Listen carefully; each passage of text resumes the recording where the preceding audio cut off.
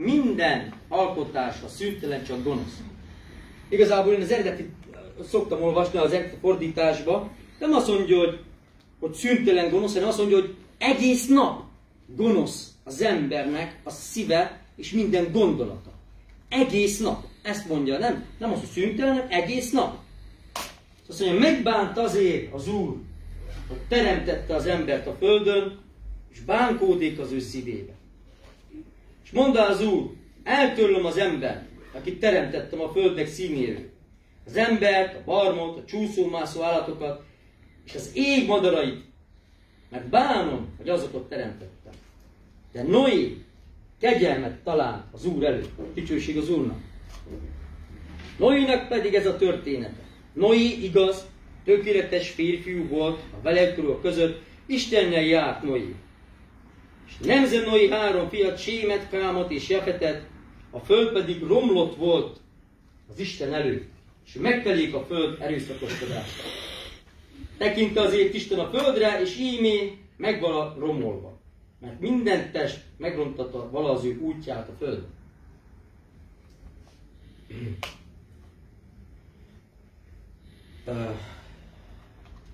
Igen. Mondd azért Isten Noé, minden testnek vége elérkezett előttem, mivel hogy a föld erőszakoskodással telt meg általuk, és íme elvesztem őket a földdel egybe. Csinálj magadnak bárkát, góferfából, rekeszentét csinálj a bárkába, és szurkolozd meg belül, és kívül szurokkal. Itt a rekeszek, ezeket én sose értettem, hogy milyen rekeszek lehettek a bárkán. De itt az eredeti nem azt mondja, hogy egy kicsit nehezen is olvasom, mert már rég olvastam ezt a Bibliát, mindig a héber fordítást olvasom, és kicsit most nekem ez nehéz, de a rekeszek helyett itt kamrákot mond eredetileg az Isten, hogy amikor megcsinálod a bárkát, akkor a bárkán belül legyenek kamrák, de mondhatnánk a szobák. És nem értettem, mi az a rekesz. A kamrának a célja volt az, hogy a kamrákba vezette be az állatokat. Szóval minden kamrában voltak állatok. Szóval ezek nem ilyenek rekeszek, én nem tudtam, mi ez a rekesz, mert nálunk a rekesz, amikor a sörököt tartják, a kólákat, mert nekem mindig ez jött eszembe. De itt kamráról beszél. És azt mondja, és én pedig íme özönvizet hozok a földre, hogy elveszítsek minden testet. De veled szövetséget kötök. Ugye nem akarom itt az egészet végigolvasni, szóval itt meg is szeretnék állni egy kicsit. Az első dolog az, ami engem megdöbbentett, hogy az Isten lenézett a mennyből, és azt mondta, hogy minden embernek az útja megromlott. Eredetiben nem azt mondja, hogy minden embernek megromlott az útja, hanem azt mondja a héber, hogy minden ember a saját útját megrontotta, és hogy elrontotta. Ez azt jelenti, hogy az embernek ki volt jelölve egy út, és azt az utat, amit kijelölt neki az Isten, az embernek azt elrontotta. És itt látjuk, hogyha előre van, hogyha hazamész, el tudod olvasni az egészet, mert ugye nagyon sok lenne itt az egészet végigolvasni, de azt mondja, hogy ezek az emberek megromlottak, és sokan mondják, hogy Isten mi volt ilyen gonosz, hogy magát az embereket elpusztította ebben a helyzetben. Hogy miért pusztította el Isten az embereket mindennel együtt? Ott azért mondjuk az őszintén, gyerekek is, mert mindenki elpusztult. Ez azért történt, mert ha elolvasod előtte, nézzük csak, a lőn pedig, hogy az emberek sokasodik eztek a föld színén, és leányaik születtek, és látták az Isten fiai, vagyis hogy eredetiben az angyalok, az emberek lányait, hogy szépek azok, és vettek maguknak feleségeket, mindazok közül. Vagyis az történt, hogy az angyalok jöttek a földre, és házasodtak a nőkkel. És ezeknek születtek gyermekek. Ezek a gyerekek már nem emberként születtek meg, hanem gonosz lényekként születtek meg, ami azt jelenti, hogy ők maguk már démonok voltak, amit a Biblia is említ sokszor, hogy démonokká lettek ezek a gyerekek. Ezek már nem olyanok voltak, mint az én fiam, vagy a tiéd, vagy bármelyikünké, hanem ezek már eleve úgy születtek meg, hogy ezek, azt mondja a Biblia, ezek hatalmasok voltak, cselekedettekben, beszédekben, és uralkodtak az embereken. És ezek voltak, akik elsokosodtak a földön, ezek a lények, ezek egyébként a Biblia úgy hívja őket, hogy neflimek. Ezek voltak a neflimek. Biztos láttatok már olyat, amikor ezek a YouTube-okon vannak, hogy ilyen 2,5-3 méteres csontvázakat találnak meg. Na, ezek valószínű, hogy azok. Mert Góliát is egy ilyen nefilim volt egyébként, és ezeknek az volt a céljuk, hogy ők uralkodjanak, ezek gonoszságot követtek el, ezek erőszakolták a nőket, ezek gyerekeket bántalmaztak, ezek nagyon gonoszak voltak, ezek pedofilok voltak, és még hadd ne soroljam a homoszexualitás, a leszbianizmus, minden, ami csak játszott, akkor ezek a gonosz lények, már ezek nem emberekként éltek, hanem gonosz lények, félig ember, félig valami istenségszerű, mert ugye angyaltól születtek. Ezek olyan gonoszok voltak, hogy ezt már Isten nem bírta nézni. És nem csak, és sőt, gondolkozom, hogy az állatokat is elvesztette Isten. Ezek az állatokkal is fajtalankodtak. Minden, ezek nagyon gonoszok voltak. Szóval ne az legyen az embernek a fejében, hogy Isten mi volt ilyen gonosz, hanem itt nem magát, csak itt Noéról azt mondja, hogy Noé kegyelmet talált Istené, mert Noé fedhetetlen volt Isten előtt. Ez eredetileg az van ott, hogy biológiai szempontból volt Noé, persze követte az Istennel, az Istennel járt, de biológiailag is Noé alkalmas volt arra, hogy fönnmaradjon az emberi faj, mert nem volt keverve ezekkel a lényekkel. Az ő családja megmaradt tisztán, Noénak a családja, és ezáltal Noé alkalmas volt arra, hogy az embereket az Isten újra tudja szaporítani. Ilyen módon. És ugye Noénak szólt Isten, hogy csinálj magadnak bárkát. Lekapcsolom, mert a szemembe megy, az idegesít. Hogy kezd? Yes? Oké. Kapcsolom, nem jó. És képzeljétek, a Noé csinált magának egy bárkát, és úgy csinálta a bárkát, hogy az Isten mondta neki. Mert azt mondja, és Noé úgy cselekedett, figyelj is, úgy cselekedett Noé, amint parancsolta vala néki Isten. Minden aképpen cselekedett. Ez nagyon fontos, hogy Noé úgy tett, ahogy Isten mondta. Nem magától, hogy jaj, hát ez a bárka jó lesz, ez így is. Hanem Isten elmondta. Ilyen hosszú legyen, olyan hosszú legyen. Ilyen magas legyen, olyan magas legyen. Ilyen széles legyen, olyan széles legyen. Kamrákot tegyél bele, kamrákot tedd bele. 3 emeletes legyen, 3 emeletes. Én kiszámogattam, hogy milyen magas lehetett. Hát szerintem itt a templom, annak a tetejét súrolhatta, körülbelül, vagy még lehet, hogy magasabb, valami 15-16 méter hosszú magas, 150 méter hosszú, és vagy 25 méter magas, 150 méter hosszú, és 25 méter széles volt ez a bárka. És ebben ugyan Noénak a családja ment be, és az állatok. És nagyon fontos számomra az, hogy Noé úgy csinálta a bárkát, ahogy Isten mondta neki. Ebben nekem az volt a kijelentés, hogy manapság nagyon sok gyülekezet van.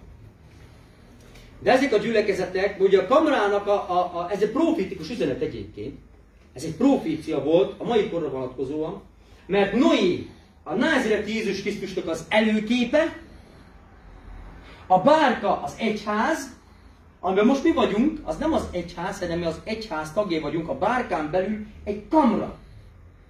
Érted? És ez benne a lényeg, hogy ez, ahol most itt alakul kifelé, szépen lassan, majd hiszem, hogy az Isten elkezdi fejleszteni, és lesz itt Istennek a népe, ez egy kamra lesz a Krisztusnak a testében. Mert a bárka a Krisztusnak a testét jelképezi. Ez egy profécia volt. Egyébként egy profétikus üzenettel bír. És ugye maga Noé a Krisztust jelképezi, mert a Krisztus volt az, aki az életét adta az emberekért, és ő építi most a mai napon a bárkát, az egyházat. De ez az egyház, ez nem úgy működik, hogy mi vagyunk egy egyház, mondjuk a Hit gyülekezete egy egyház, az Elim Church egy egyház, meg MS gyülekezete egyház, nem. Hanem az egyház az egy teljesség. Az egész bárkát képezi több kis gyülekezet. És ez a Krisztusnak a teste. A Krisztusnak a teste, mondhatnánk azt, hogy a Krisztusnak, az Istennek a népe. Isten mindig népekbe gondolkozik, nem úgy gondolkozik, hogy mi, hogy jaj, legyen egy gyülekezet, itt vagyunk mi, el vagyunk emberek, van egy pásztor, van akár mi, és akkor halleluja, kész, ennyi. Nem, hanem ő népekbe, és az sok gyülekezet egy népet alkot, vagy hogy az a bárka. Ez a Krisztusnak a teste. És azt mondja, hogy ezekben a rekeszekben, ugye, ezekben a szobákban, vigye be Noé az állatokat. Elgondolkoztam rajta, hogy hogy van az, hogy Noé kimegy, most összeszedi az egész állat. Most gondolj vele, azt mondja, hogy csúszó-mászó állatokat is, kukacot, a férget, a lepkét, majmot, oroszlán, medvét. Ez Noénak 600 éves volt akkor Noé. Össze kellett volna fogdosni az egészet. Kimenni, kiásni, kivenni a gilisztát, azt most döntse el Noé, hogy az most fiú vagy lány. Hát nem. A gilisztáról ki tudja megmondani, hogy az fiú vagy lány. Vagy egy lepkéről, most honnan tudja, hogy fiú lepke, vagy lány lepke? Honnan tudja Noé? 600 évesen nem másod le, meg annyi bogár, meg minden, érted? Gondolkozz, ez hogy lehetséges? Hogy Noé ezt meg tudta csinálni. És rájöttem, hogy az Úr vitte oda ezeket az állatokat. Nem azt mondta, hogy te menjél el, és te keresed, hanem oda vitte az Úr az állatokat a bárkához. És amikor ott állt Noé, jöttek az állatok, akkor szépen Noé azt mondja, hogy vidd be őket. Noénak mondja. Noé befogta és bevitte őket, és mindegyik állatot az ő saját kamrájába tette be. És érdekes módon, hogy az emberek, mi amikor kijöttünk, most magunkból indulok, amikor kijöttünk ide Angliába, akkor kerestünk mi is egy ilyen kamrát. Hát nem találtuk. Én akárhol mentem gyülekezetbe, az igazságot megvalva, én sehol nem találtam, ó, de jó most itt ez, de jó az a gyülekezet, de jó az a gyülekezet. Mindenhol láttam valami problémát. És az a helyzet, hogy olyan problémák, nem azok kis problémákat, mert mindenhol van probléma. Minden gyülekezetben vannak problémák. Vannak problémák, itt vannak problémák, olyan problémákat, amit az Isten igéje már nem tud támogatni. És nagyon nehezen találtam gyülekezetet, nagyon nehezen, és kiáltottam sokszor, hogy Uram, adj egy kis csoportot, itt magyar csoportot, ahol értjük is, mert ugye angolul is nehéz megérteni azért az angol nyelvet, te angol tanítasz, de azért tudod, hogy azért vannak ilyen nagyon-nagyon-nagyon néha olyanok, hogy az ember, megkap a fejét, én meg még jobban. Mert te jobban érted, mint én. Érted?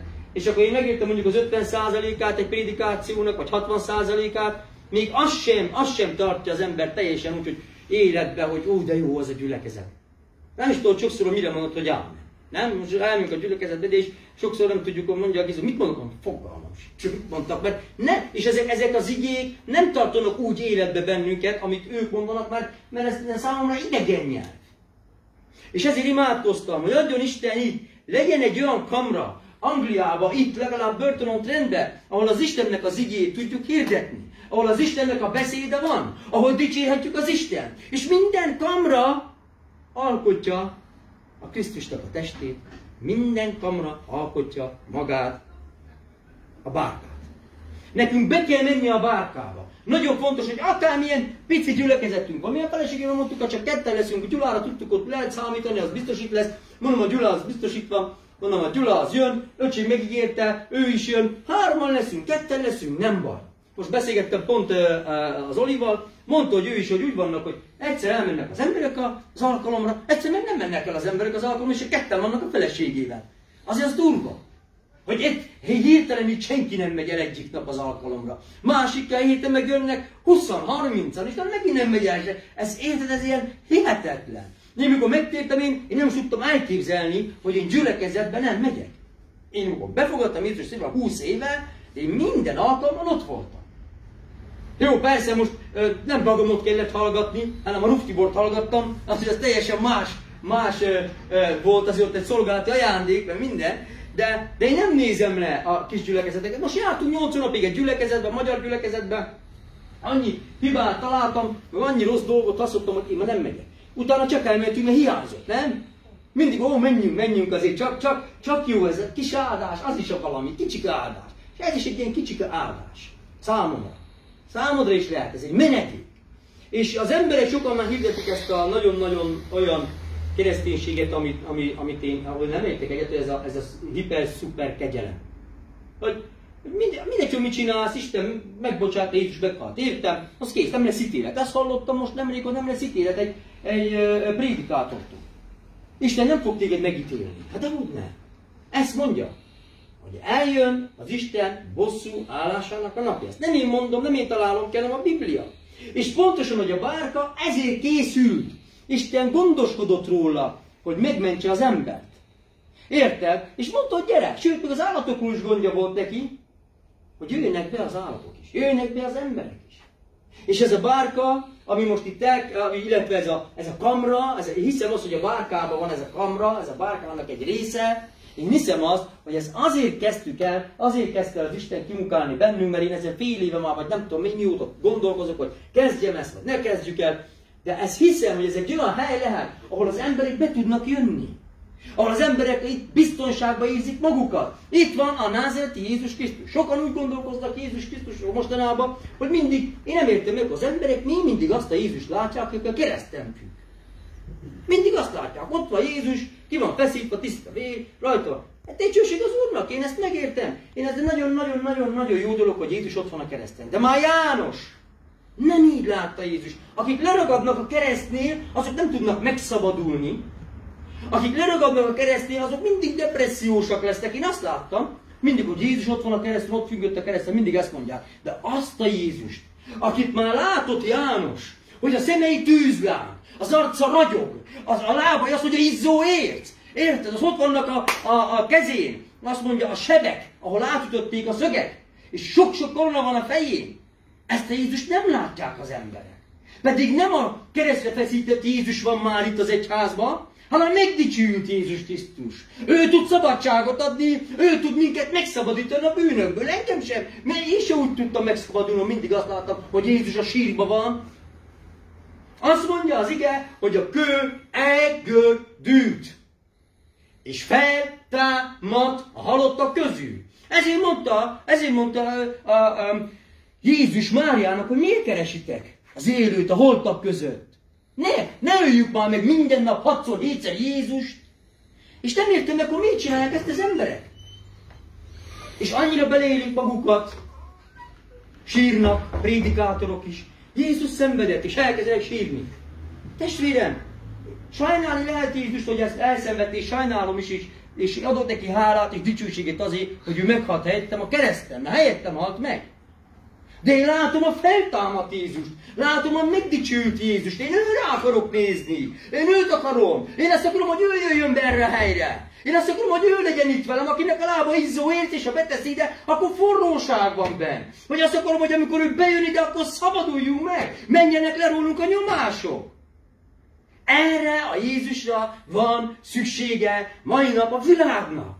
És ez hívja ugyanúgy, ahogy akkor Noéhoz odavitte az állatokat, ma Isten ugyanúgy hívja az embereket, aki érez magában, hogy menjek. És sokszor menjek, mert hívja az Úr, aztán gondol egyet, nem megyek. Szóval könnyű. Én 20 év alatt higgyétek el nekem, hogy én legalább azt tudom mondani, hogy 12 évet szenvedtem, hogy menjek, vagy nem menjek gyülekezetbe. Mindig nekem is volt ilyen, hogy menjek, ne menjek. De én nem azon gondolkozom, hogy miért ne menjek, hanem azért, hogy miért menjek. Mert tudtam, hogy ha most azon gondolkozok, hogy most nem megyek, mert lyukas az oknim, most nem megyek ezért, most nem megyek azért, mindig vannak kifogások. De nem olvasom azt, hogy a kecske megégett Noénak, hogy én most már nem megyek be Noé a barkába, minek menjek? De ott a farkas, az bonyít, a róka büdös, nem megyek be. Lehetett volna kifogás, nem? De nem volt kifogásuk az állatoknak, hanem oda mentek Noé elé. Itt vagyok, Noé. Oda kell állni Jézus Krisztus elé. De én nem hiszek abba, hogy nem kell a gyülekezet. Én nem hiszek ebbe. Sokan mondják, nem kell gyülekezet. Figyelj, nem a gyülekezet tart meg így meg úgy. Persze. Tehát nézd meg, hogyha az a róka nem ment volna be a bárkába, akkor mi tartotta volna meg? Hát csak a bárka tartja meg az ember. Csak a gyülekezet az, ahol bent vagy a Krisztusnak a testébe. Krisztus tagjaivá kell válni. Van, aki a füle, van, aki a szeme, van, aki az orra. Érted? És ahol Pál apostol is ezt mondja, azt mondja, hogy mondhatná az orr, hogy én fül akarok lenni. Érted? És ezért a gyülekezetre nagyon-nagyon nagy szükségünk van. A gyülekezet az egy életmentő. És azt mondja utána a Biblia, hogy a bárka, amikor elkezdtek följönni a vizek a mélységekből, és a vizek egyébként a Bibliában a népeket, a nemzeteket jelenti, az embereket. Érted?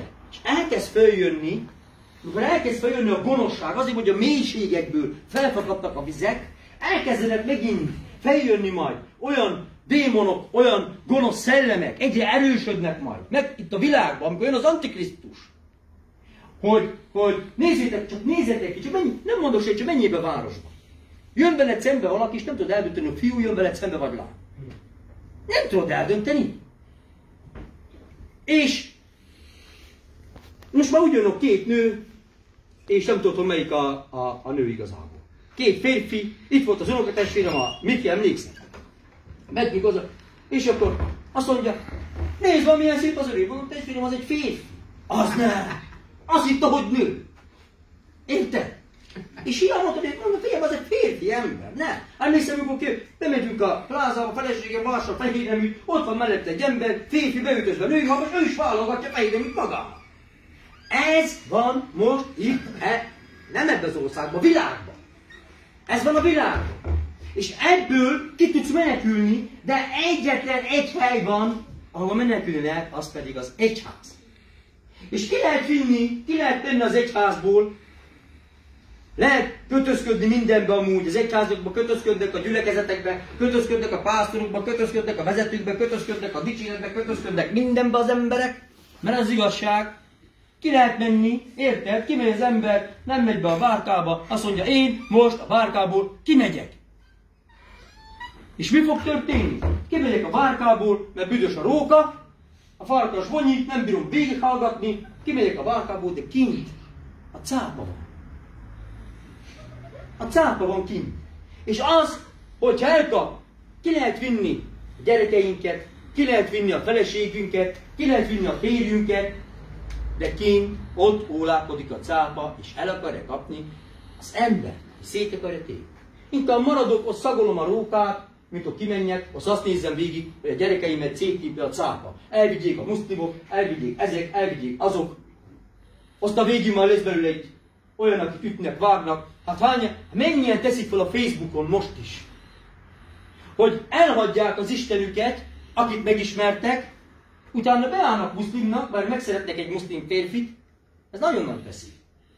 És utána kimennek odahol, mit tudom én hova, Pakisztánba, meg ide-oda, aztán ott ütik őket, elveszik a gyerekeiket, stb. Most is a múltkor igaz, ott volt a Facebook. És egyszerűen még azóta se veti le a kendőt, azóta is azt az Istent imádja, holott annak köszönhető most, hogy ott van kint, egyedül, gyereke nélkül, be van zárva egy házba. Nagyon sajnálom az ilyen. És az egyházba, hogyha bejön az ember, hogyha az egyházba bent tartózkodunk, akkor az ad egy védelmet. Nagyon fontos, de azt mondja, hogy kende kívül és belül szurokkal. Gyerekeim, ez a szurok a Jézus Krisztusnak a vére. Ez a jelképe. De eredetileg nem is szurkot írja, nem azt mondja, hogy csak hogy fedezd be kívül-belül. Ezt mondja, fedezd be kívül-belül, nem kende, fedezd be kívül, fedezd be belül, szurokkal. És ez a názereti Jézus vére. Szóval azt gondolják az emberek, hogy csak úgy Jézus vére nélkül lehet sétálgatni mindenhová, lehet jobbra menni, balra menni, ide-oda. Nem lehet. Jézus vére nagyon fontos az életünkben, mert ez az elkerülésnek a vére.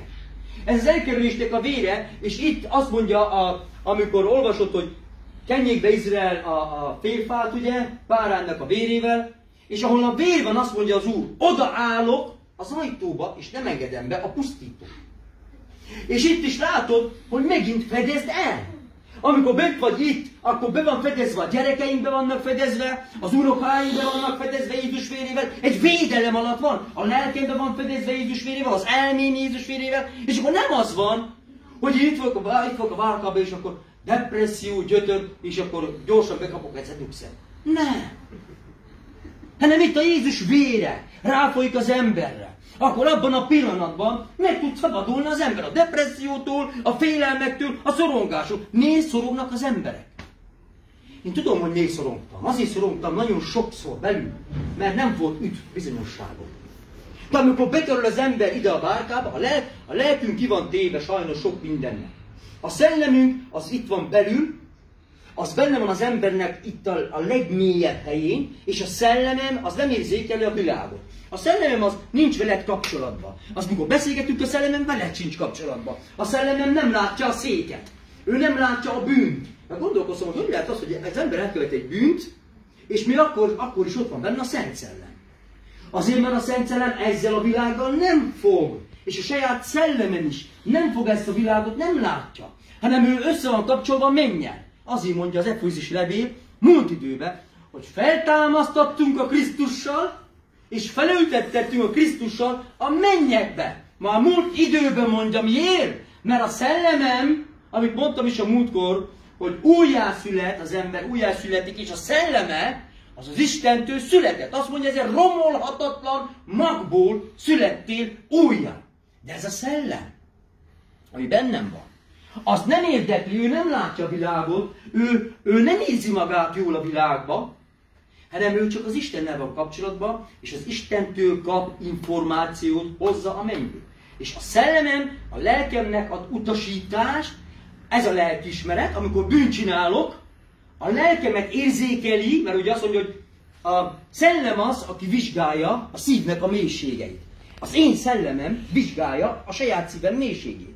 És talál benne valamit, no, ez hülyeség, függő vagy, szól a lelkednek, és ezt hívják lelkiismeretnek. Szóval a szellemem az nem látja a világot, hanem tud szellemi emberként élni, hogy a szellemed ad inspirációt az elmédbe, a lelkednek, a gondolatodnak, hogy mit tegyél. Érted?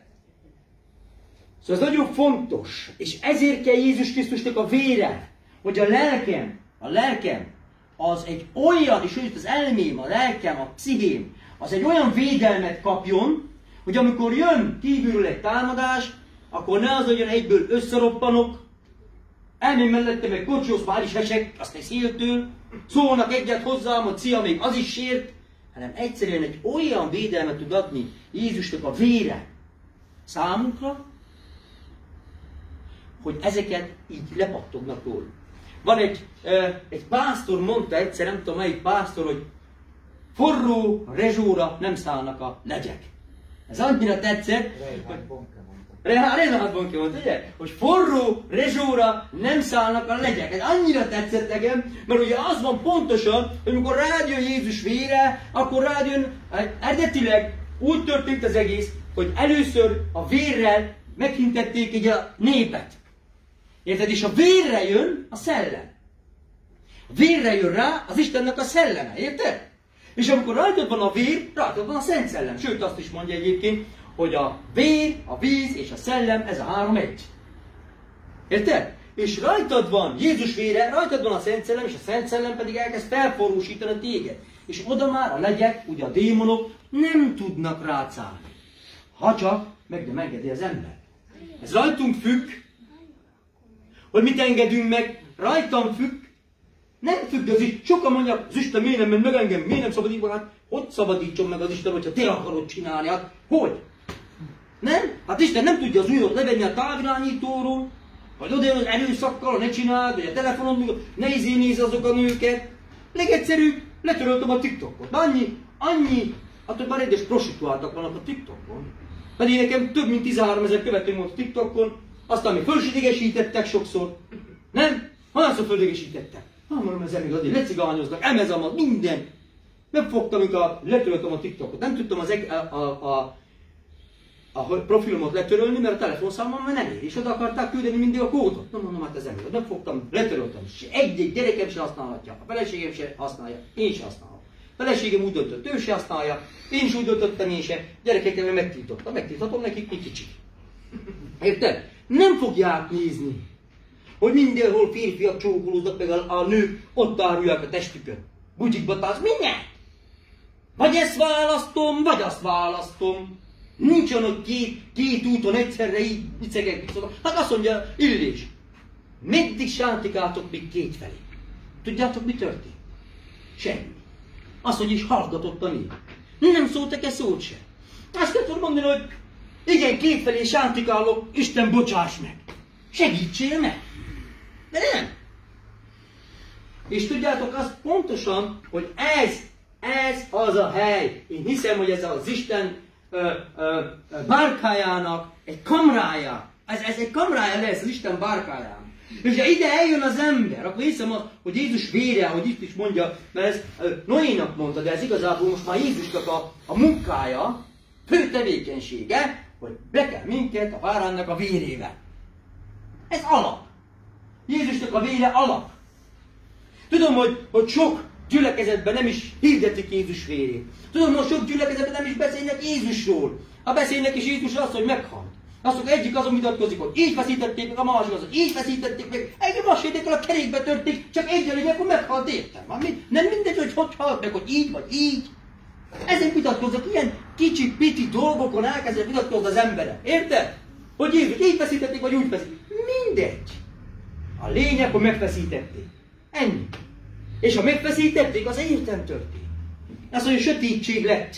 Miért? Mert az egész démon, ami van a világ egyetemben, oda ment, hogy megnézze Jézusnak a halálát. Beleremegett a föld is.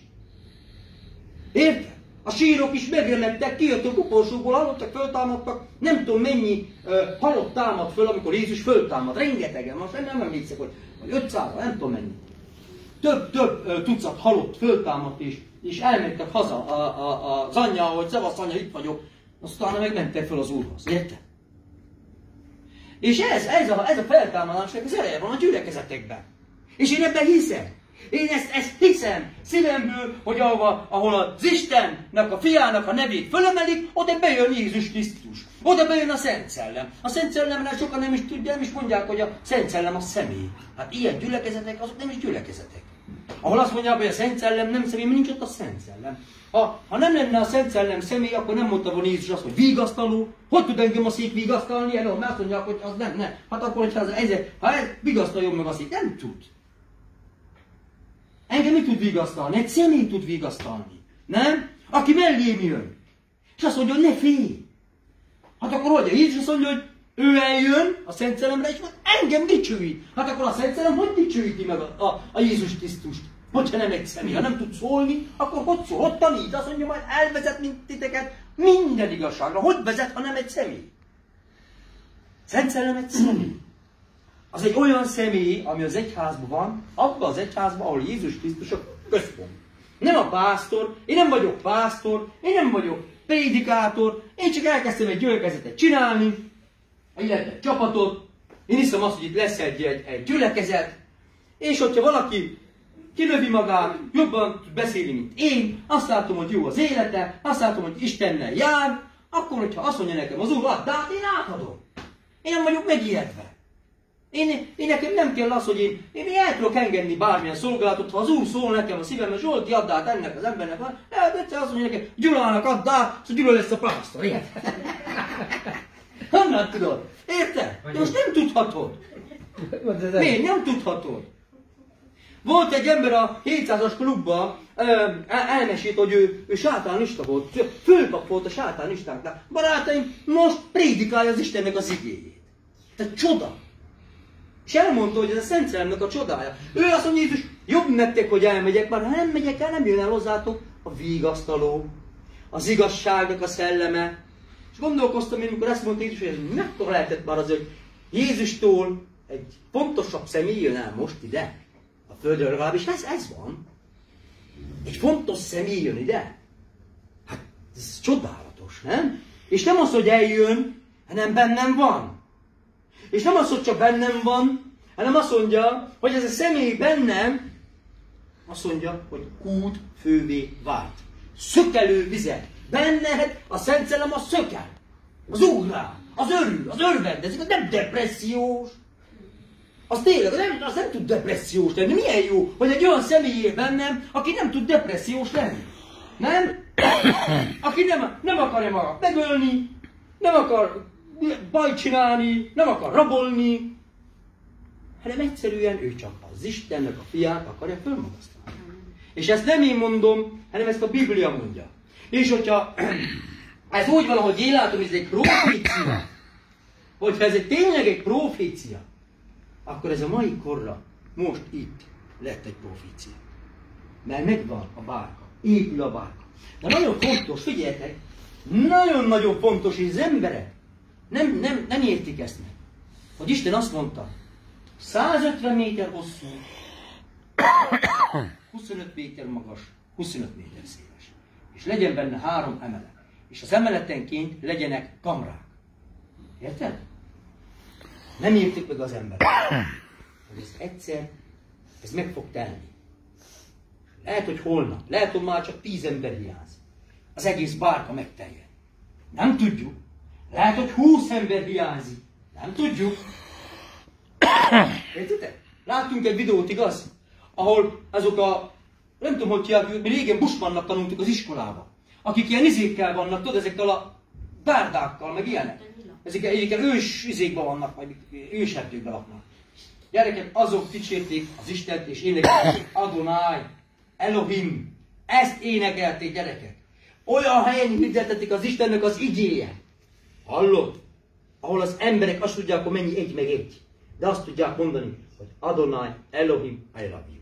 Ezt tudják mondani. És elég az Istennek, hogy a bárka barátaim, mikor telik meg ez a bárka? Mikor lesz az, amikor azt mondja utána, hogy bement Noé, és az egész állat, csúszómászók meg, minden, és azt mondja utána, oda ment az Úr, és becsukta, bezárta a bárkának az ajtaját. Ez hatalmas. Az Úr bezárja a bárkát. Akkor utána hiába. Akkor utána hiába jönnek az emberek, hogy én be akar benne a bárkát, nem bírom kinyitni, mert nem én zártam be. Most még nyitva van. Most még itt van. Most még jöhetnek az emberek. Most, hogyha talál valaki a másik bárkát, áldja meg az Úr, menjen oda. De bárka legyen, ahol Jézus Krisztus a központ. Nem a pásztor, most milyeneket ad? Apostol mindenki. Annyi apostol, nem akarok ebben belemenni, de annyi apostolt látok, hallott ebbe a világba, életemben nem láttam. Ma apostolasszonyok vannak. Ki van itt? Apostolasszony. Hát mondom, hogy megnézed, milyen gyülekezettel van. Kisebb gyülekezet, mint most itt vagyunk-e. Van 4 ember, az apostolnál, abból egyik a felesége, ha van felesége. A másik, érted, a fia, harmadik a lánya, meg beugrott valaki még egy idegen ember, 5-en vannak, de ma a 10-et kérnek. Gyűjtsé. Ezt nem értem. És írja, hogy apostol. Csinálja nagy táblát magának, rájön, hogy apostol, öltönbe fölteszik magukat. Én vagyok az apostol. Ez nem így működik. Ez nem így működik. Én attól nem leszek apostol, én nem leszek, sőt mondom nektek, hogy én ugyanolyan személy vagyok, mint ti, ugyanolyan személy vagyok, mint te. Az Isten úgy akar. És hogyha tényleg úgy akar, hogy ő építeni akarja ezt a kamrát, meg akarja tölteni, és azt akar, hogy én szolgáljak, akkor én szolgálok. Ha azt akar, hogy más, itt kinő, mert azt mondtam az Úrnak, Uram, nézzél szét, de tényleg, nem tudok hazudni, mert itt van. Mondtam neki, Uram, nézzél szét itt börtönöt rendben. Ha találsz egy ember, aki alkalmas, most jelenleg, hogy csináljon egy gyülekezetet, mert nekem már killódok ezektől az apostoloktól, meg profétáktól. Ha találsz egyetlen egy szemét, Uram, akkor kezd el. És nem. Hát mond, fél éve már killódunk, most csináljuk, így hezitálunk, igaz? Fél év alatt egyetlen egy személy nem kezdett semmit. Megtettem a lépést.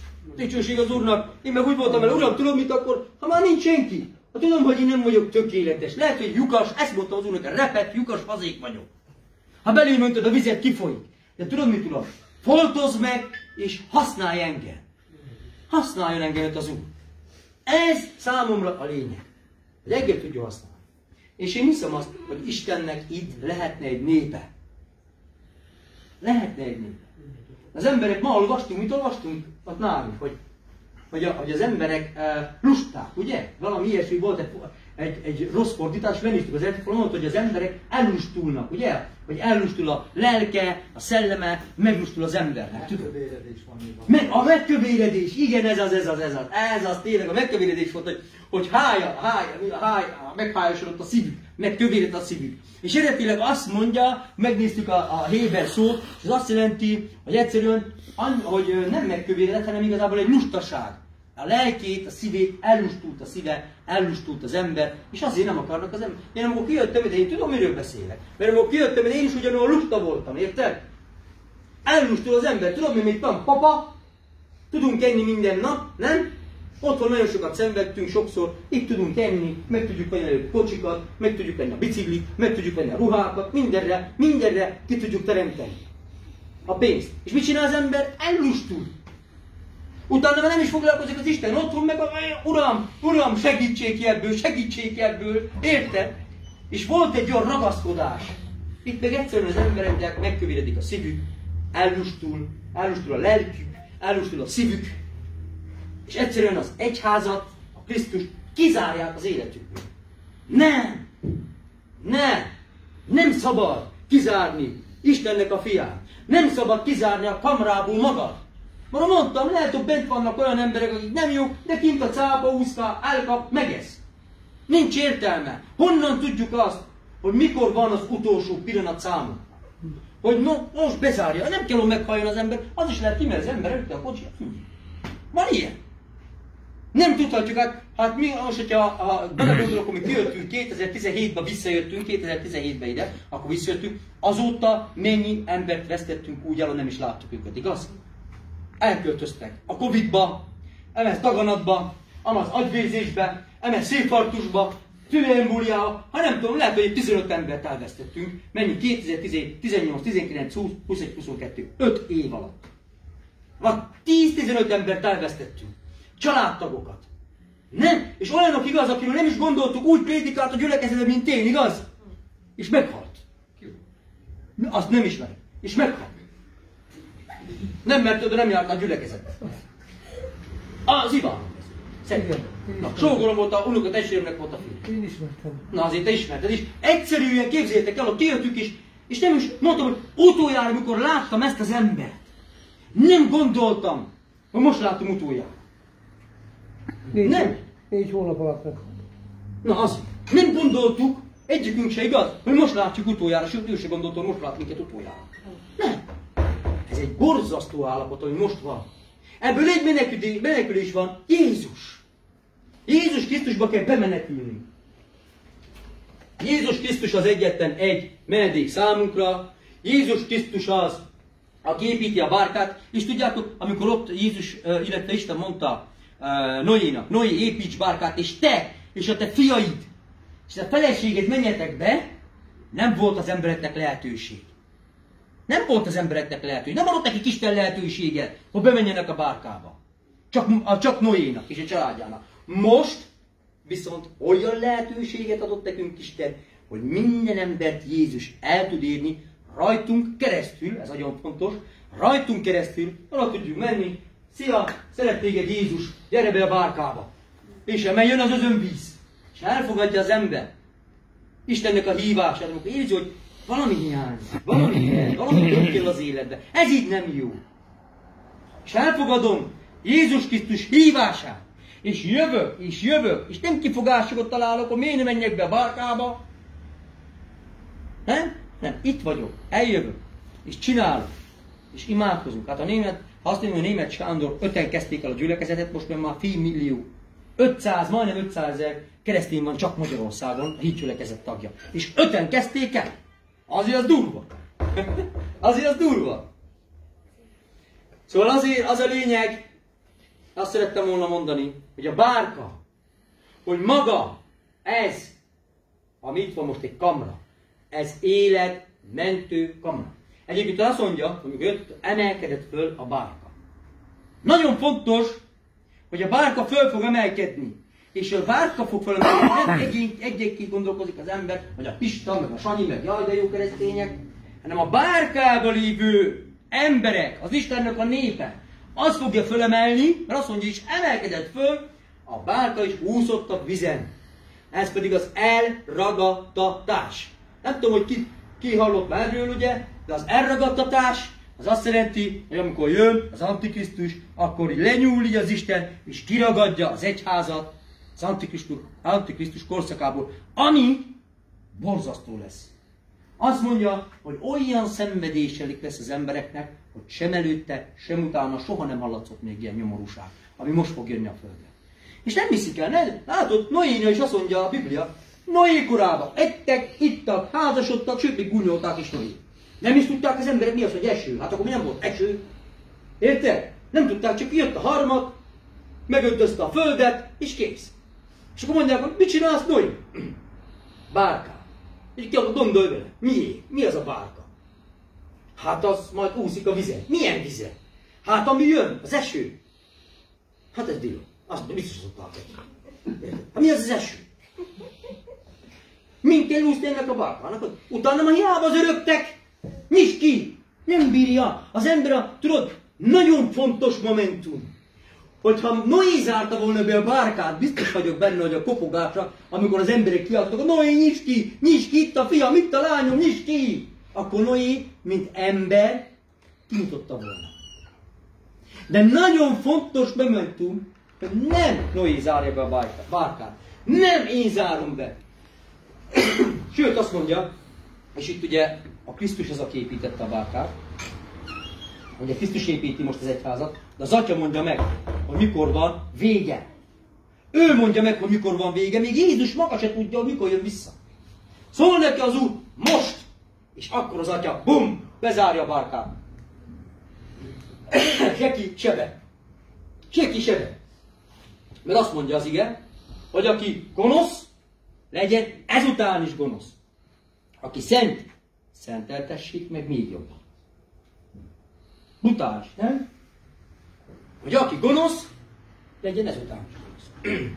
Nem lesz lehetőségünk arra, hogy utána már kinyissuk a bárkát. Most van lehetősége az emberiségnek arra, hogy megmeneküljön az Istennek, az ítéletétől, a harag naptól.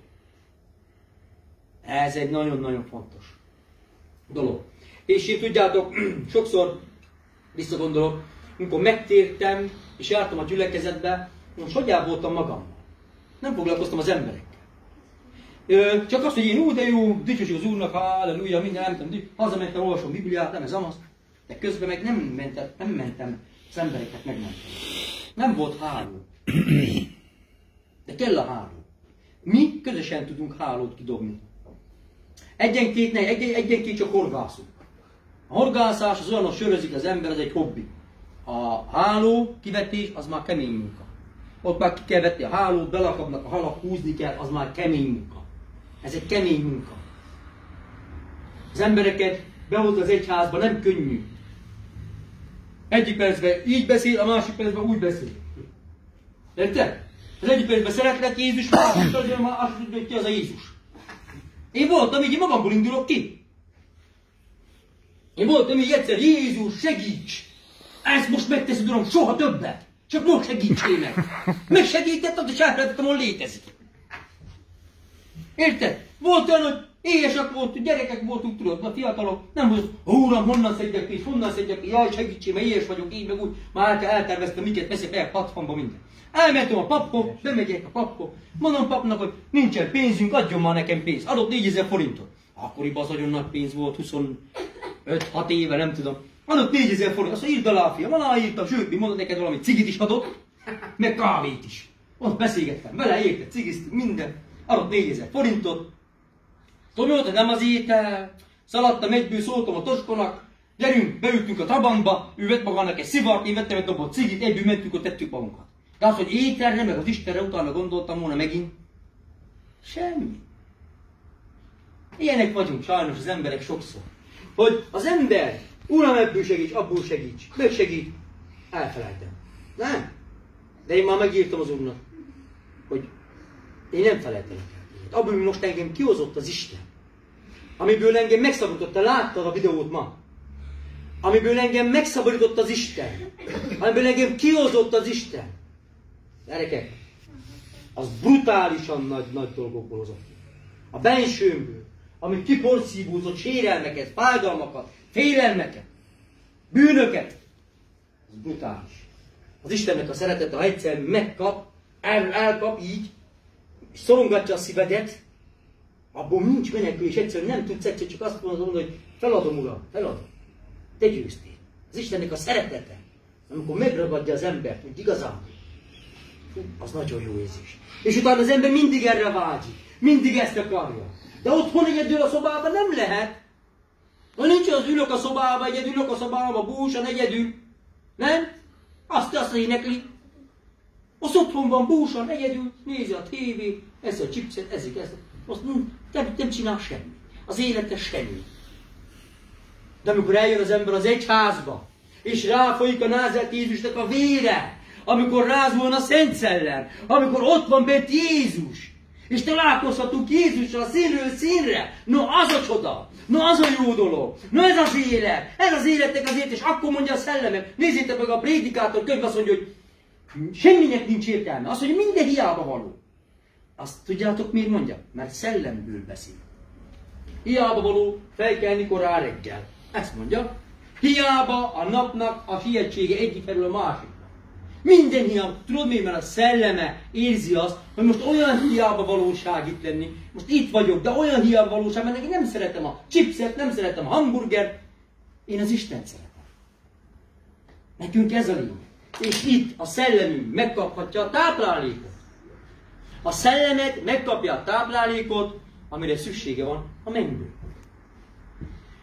Én ezt szerettem volna mondani, még írtam ide egy csomó mindent egyébként, de már, ugye, ja igen, ezt még el ne felejtsem. Most a zsidóknál tudjátok mennyi van? Nem 2022. 5781. 5781-et írnak a zsidók, mert ugye csak egy Európában kereszténység az, aki számolja Jézus Krisztus születésétől, ugye a nulla, ugye onnan kezdődik. Így van, Krisztus születésétől. De a zsidóknak ugye a Krisztus nem a messiás, nem is számolják onnan, hanem önnáluk most, leírtam, hogy 1781 van most. Figyelj! 5000. Igen, 5781, bocsi. És figyelj! 600 éves volt Noé, amikor elkezdte a bárkát építeni, 600 éves korában. Igaz? 600 éves korában, ami azt jelenti, hogyha megnézed azt, hogy 6. napon teremtette az embert az Isten, 7. napon megpihent. Igaz? Ez nagyon érdekes számomra, hogy Noé 600 éves volt, amikor a bárkát készítette. Isten 6. napon teremtette az embert. Nem érdekes dolog, ezek kettő így összefügg. És 7. napon megpihent. És ha most ezt nézzük, akkor most lépünk be a 6. napba, és a 6. nap lesz az, amikor az ember véleményem szerint újjá lesz teremtve. Mert igazából azt mondja, hogy új testet fogunk kapni az Istentől, mert ez a test nem bírná elhordozni az Atya Istennek a jelenlétét. Ha fölmenne az ember oda, nem is tudom, mit történne, az elporladna az ember ebbe a testbe. Ez egy új testet fog kapni. De Jézus Krisztusnak a kiszámoljuk, mert Jézus Krisztus egyébként nem pont nullánál született, hanem valami időszámításunk 4-jel született meg Jézus. 30 év körül kezdte a szolgálatát, úgyhogy olyan 34 éves korában halhatott meg Jézus. Mennyi? 33. De jó. Hát Nem mond a Biblia, erről pontos információ nincs. Azt mondja, 30 éveiben járt, az lehetett 36 év is egyébként, meg lehetett 38 év is. Sőt, hogyha nézed azt, a zsidók azt mondták Jézusnak, hogy még 50 éves sem vagy. Nem azt mondták, hogy még 40 éves sem vagy. Még 50 éves sem vagy, és láttad Ábrámot. De figyelj, de a lényeg az, hogy ilyen 34, szóval, hogyha számítjuk, akkor 2033 körül lesz most, 10 év múlva, durván 11 év, amikor Jézus Krisztus meghalt és feltámadott. Úgy mondják kutatók, hogy Biblia kutatók 2032-re tehető a názareti Jézus Krisztusnak a halála és a feltámadása. És ha 2032-re teszik ezt, akkor... Mármint a 2000. évforduló. Így van. A 2000. évforduló, ugye pontosan akkor jön ki. Hogyha akkorra teszik ezt a dolgot, akkor nem sok van hátra. Akkor gyakorlatilag van 10 év az emberiségnek, és nem csak a keresztények mondják ezt, hanem nézd meg a világi embereket, akik nem hisznek Istenbe, azt mondják, hogy valami történni fog, mert 2032-re itt az egész föld valószínű el fog pusztulni. Nem sok. És ezért az elragadtatás, az bármikor meg lehet. Az, hogy a Földnek, az, hogy az emberiségnek, az, hogy az Istennek az ítélete mikor jön a Földre, mondjuk 2032-ben jön vissza, mármint Jézus úgy, hogy abban már benne volt az antikrisztusi korszak minden, az akkor lehet az elragadtatás holnap, az lehet ma este, az lehet egy hét múlva, az lehet egy hónapon belül. Nem tudjuk a napot és az órát. De azért be tudjuk határolni, hogy ezekben az években nagy valószínűsége. Sőt, azt vesszük, hogy a sátoros ünnep szeptemberben van, és sátoros ünnepre várják a messiásnak a megjelenését, akkor az is ezen az időszak környékén a legnagyobb valószínűséggel tör be Jézus Krisztus a világba, mint akkor elragadja az egyházat. És ez komolyan mondom nektek, hogy ez nem vicc. Maximum én azt gondolom, hogy én is azt mondom, hogy 10 év. És Sándor is ezt mondta, hogy 10 év. És hallottam már egy-két ilyen prédikációt, amik ők is azt mondták többen is, hogy maximum egy 10 év van ebből az egész világból is, és valószínű, hogy itt ennek vége. És nem csak mondom, nem csak a keresztények, hanem a világi emberek is. Sőt, Amerikában úgy van, hogy mondjuk 2 keresztény nem vezethet egy repülőt. Tudjátok miért? Mert attól tartanak, hogyha jön az elragadtatás, világi emberek, ha jön a Bibliában megint elragadtatás, akkor hogyha mind a 2 elragadtatik, kivissza az Úr mind a 2 pilótát, akkor ez volna a gép. Ezért keresztény mellé másik keresztény nem ülhet, csak világi. Érted? Így beszélnek a világi emberek. Mi meg keresztények, hogy olvattuk ma, el van lustulva sokszor a szívünk. De a bárka fel tud minket ébreszteni, bejövünk, azt mondja, szedjél magadnak eledelt, hogy legyen neked, és az egész állatnak, mindenkinek legyen elég ennivaló. Jézus Krisztusnál elég ennivaló van számunkra. Ez az ige. Ez az ige. Jézus Krisztus az, aki megetett bennünket. Ő tudja, de azt mondja, most nagyon-nagyon vizsgáltam, most hogy 5 napig gondolkoztam egy igén. Az ige az volt, és nagyon-nagyon érdekesnek tartom, hogy keressétek először az Istennek az országát, úgymond eredetileg Isten birodalmát, Isten királyságát, és az ő igazságosságát, és mindez elétekbe lesz téve. Ezt mondja, nem azt mondja, hogy megadatik, hanem eredetileg, hogy elétekbe lesz téve. Elétekbe teszik. Figyelj, gondolj bele, keresd Istennek a királyságát, igazságát, és akkor jönnek az angyalok, és mindent elébe tesznek, amire szükség. Ez is pont ez, ami a bárkában van, ez az etetés. Van elég elege. Minden megvan a Krisztusnál, csak keresd őt. De erről már nem akarok beszélni. Köszönöm, hogy meghallgattatok. Én ezt akartam mondani ma, hogy a bárka nagyon fontos, és ez egy ilyen kamrája a bárkának. Gyertek el bátran, gyertek el jövő héten is. Ne azt nézzük, hogy mondjuk 10 vagyunk, vagy 5 vagyunk, vagy 30 vagyunk, nem az, hogy jöjjünk össze a Jézus Krisztusnak a nevébe. Dicsérjük az Urat! Jövő héten begyakorlunk, mert majd kialakulnak itt a dolgok, vannak itt egy kisebb fajta dolgok, és akkor majd utána, ahogy fejlődünk, ahogy esetleg növekszik, stb., akkor majd lesznek itt szolgálók, mi mellettünk, majd beállnak szolgálni, és akkor majd keressük az Urat, és az Úrnak az akaratát. Az Úrnak az akarata legyen meg, ne a miénk. A mi akaratunk, sokszor mi azt gondoljuk, hogy ez lesz a jó, aztán az Úr megjön, nem, ez lesz a jó. Nem, ez lesz, nem. Hidd el nekem, fiam, ez lesz a jó, mondja az Úr. Amit apám, én azok ezt tetted, megtettem. Rossz volt. Rossz döntés volt. Azt mondja, nem el megtenni, és megtettem. És van rossz döntés, az életem legrosszabb döntése. Hallgatni kell az Isten. Na, dicsőség az Úrnak. Imádkozzunk egyet.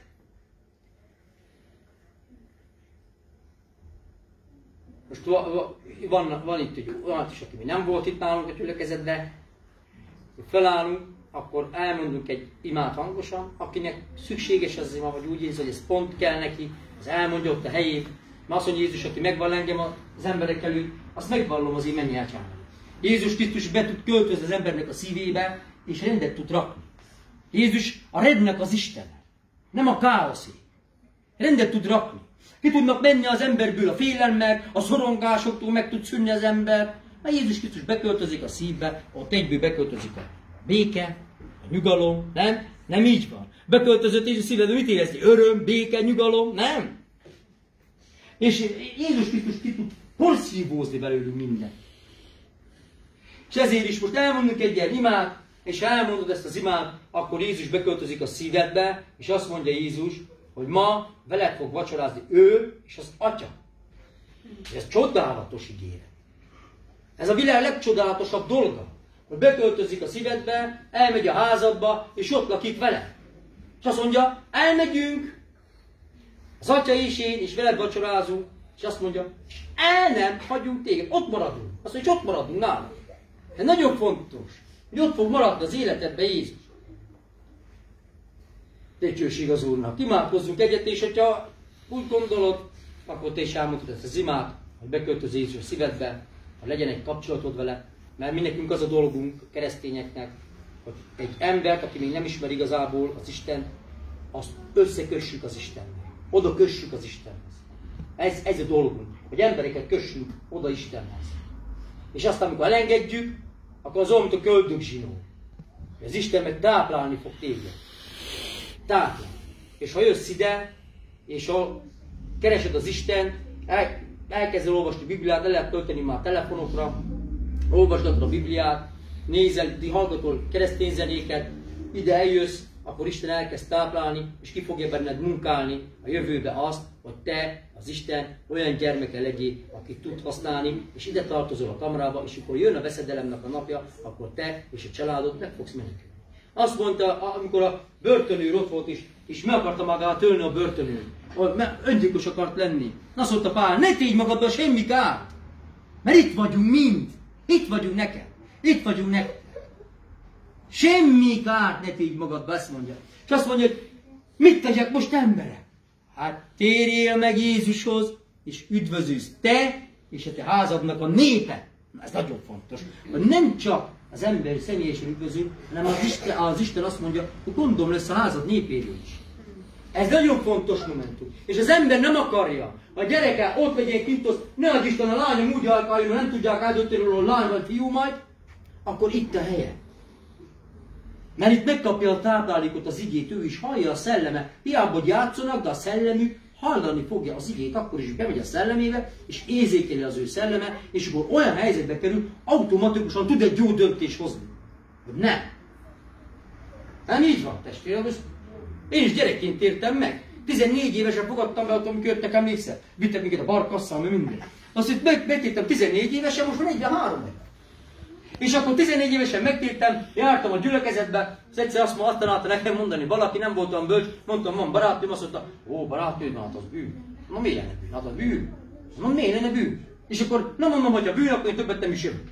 Nem is mentem, de 23 éves koromban visszamentem a gyülekezetbe, mert közben belementem a kábítószerbe, belementem mindenbe, sokat ittam, kábítószereztem, verekedésekbe, nagyon sok minden dologba belementem.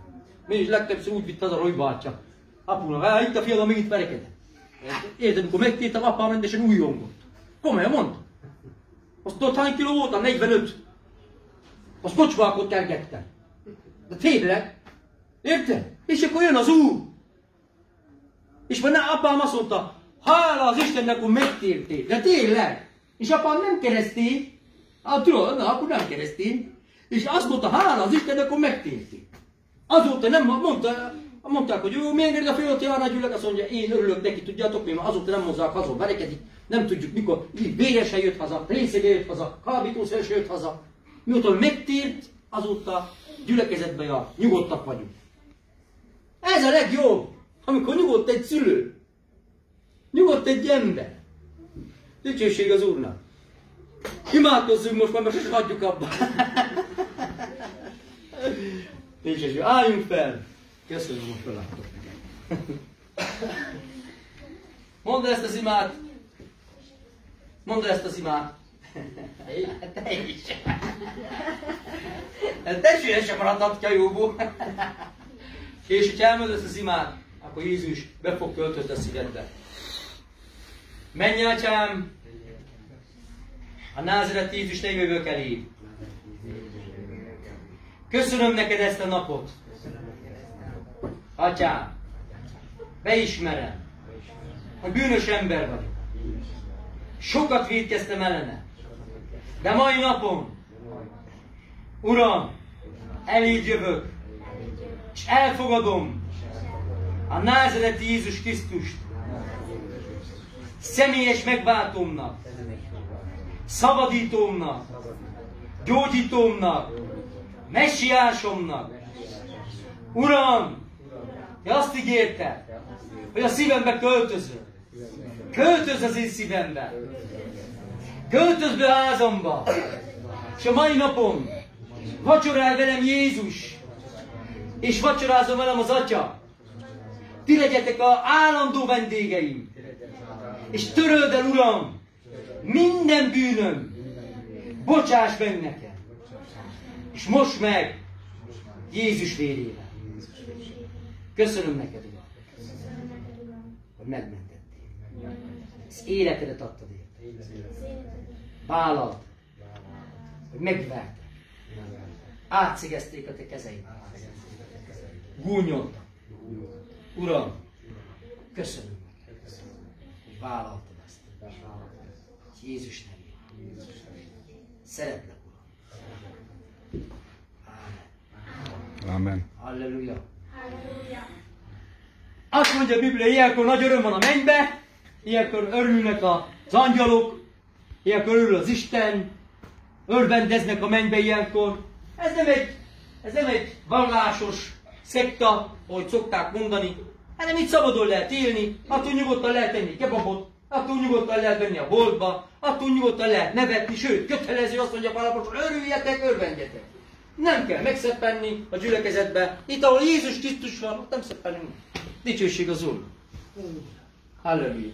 Köszönöm, hogy eljöttetek ma. Most már maradjunk itt, tegyük meg azt a sok kaját, és titeket is áldjon meg az Úr, akik látni fogjátok ezt az élőt, és gyertek el ide a bárkának, ennek a bárkán, hogy mondjuk, kamrába. Gyertek el a bárkának kamrájába, vegyetek részt, legyetek tagok, épüljetek be, hozzátok el a gyerekeiteket, a feleségeteket, a férjeteket. Ne a cápák egyék meg, hanem legyenek itt benn, mert hamar vissza fog jönni a názereti Jézus Krisztus. És ez nem vicc. Lehetek áldottak Jézus nevében. Amen. Amen.